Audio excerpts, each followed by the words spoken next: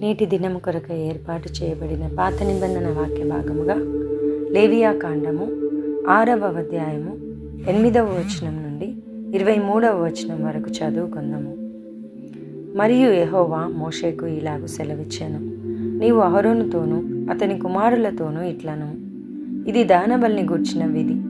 దహనబలి ద్రవ్యము ఉదయం వరకు రాత్రి అంతయు బలిపీఠం మీద దహించుచుండును. బలిపీఠం మీద అగ్ని దానిని దహించుచుండును. యాజకుడు తన సన్న నార నిలువుటంగిని తొడుక్కొని తన మానమునకు తన నారలాగును తొడుక్కొని బలిపీఠం మీద అగ్ని దహించు దహనబలి ద్రవ్యపు బూడిదని ఎత్తి బలిపీఠం నొద్ద దానిని పోసి తన వస్త్రములను తీసి వేరు వస్త్రములను ధరించుకొని పాలెము వెలుపలనున్న పవిత్ర స్థలమునకు ఆ బూడిదని తీసుకొని పోవలెను. బలిపీఠం మీద అగ్ని మండుచుండవలెను, అది ఆరిపోకూడదు. ప్రతి ఉదయమున యాజకుడు దాని మీద కట్టెలు వేసి దాని మీద దహనబలి ద్రవ్యము నుంచి సమాధాన బలియగు పశువు క్రొవ్వును దహింపవలెను.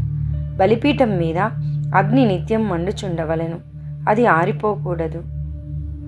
నైవేద్యంను గూర్చిన విధి ఏదనగా, అహరోను కుమారులు యెహోవా సన్నిధిని బలిపీఠం నుదుట దానిని అర్పింపవలెను.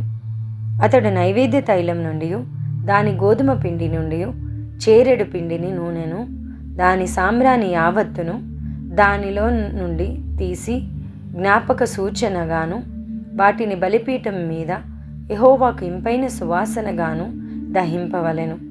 దానిలో మిగిలిన దానిని అహరోనును అతని సంతతి వారును తినవలెను.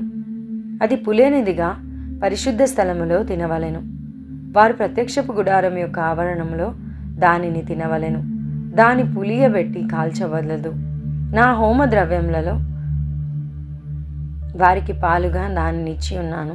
పాప పరిహారార్థ బలి వలెను అపరాధ పరిహారార్థ బలి వలెను అది అతి పరిశుద్ధము. అహరోను సంతతిలో ప్రతివాడును దానిని తినవలెను. ఇది యెహోవాకు హోమముల విషయంలో మీ తరతరములకు నిత్యమైన కట్టడ.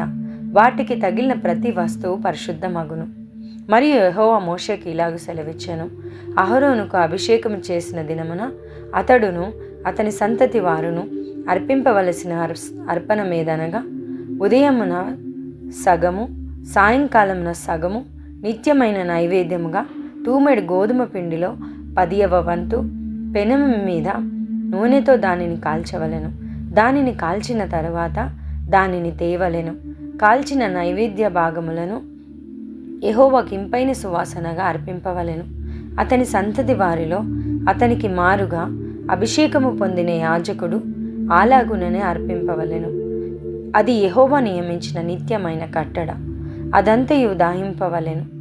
యాజకుడు చేయు ప్రతి నైవేద్యము విశేషముగా ప్రేల్చబడవలెను, దాని తినవలదు. ఈ పరిశుద్ధ వాక్యమును దేవుడు దీవించి ఆశీర్వదించునుగాక. ఆమెన్.